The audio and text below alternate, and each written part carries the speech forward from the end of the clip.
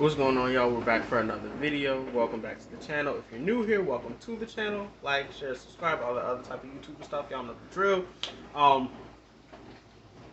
so, y'all saw the thumbnail, y'all saw the title, y'all know what we're making. So let's hop into it. Okay, so we're gonna start with 1 cup of warm water. Warm, not hot. If your water's too hot, you will kill your yeast.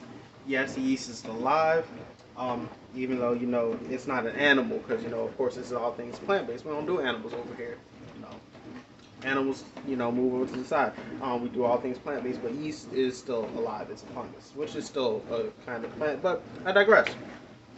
So we're gonna add 1 packet of active dry yeast, which works out to be about 2 teaspoons, to our warm, not hot, warm water. That's very important that we make that distinction. And we're gonna add 3 tablespoons of sugar to the water, and we're gonna mix that and let that sit for 10 minutes to bloom. All right, while your sugar meat yeast mixture is off to the side, we're gonna add 3 cups of flour, all-purpose, to our mixing bowl. I'm using a stand mixer. If you want to hand mix this, that's fine too. And then we're going to add 2 teaspoons of salt and 3 tablespoons of olive oil.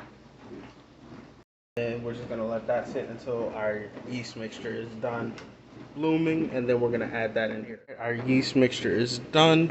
We're going to add that in there.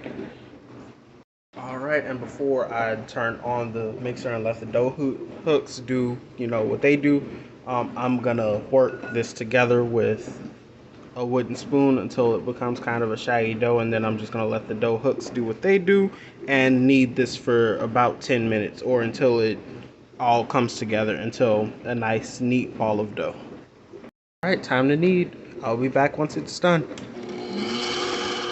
Alright, so we're back and our dough has come together. It's still a little sticky, which is to be expected because, it's dough.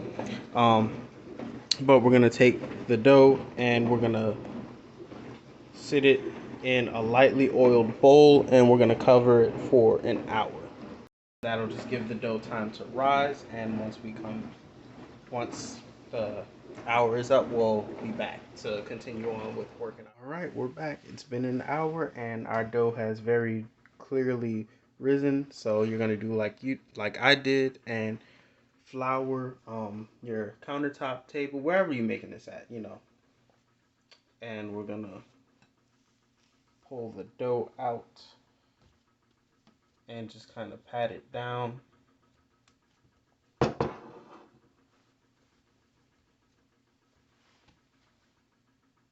And then you're going to cut the dough into about 1-inch strips. It doesn't have to be perfect.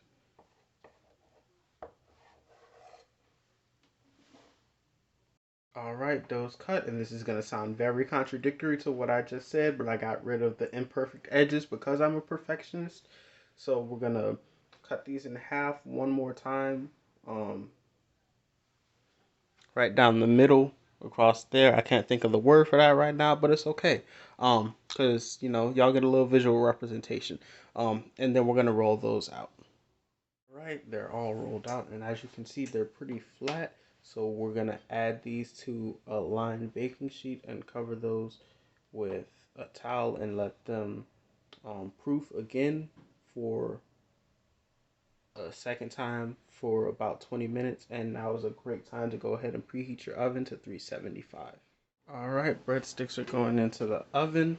I just brushed the tops of them with a little bit of butter, and I had some parsley that was wilting, so I chopped that up and threw that in there. But you don't have to use fresh. You don't got to be, like me. You could do this with, just some dried parsley, or just leave the tops unparsleyed. But this is gonna go in the oven at 375 for 15 minutes. Okay, the breadsticks are done. They're ready to come out of the oven. And once I actually get myself settled with all of my food, I'm gonna give y'all one of them steam shots so y'all can see all the fluffiness and just like the lusciousness of the bread.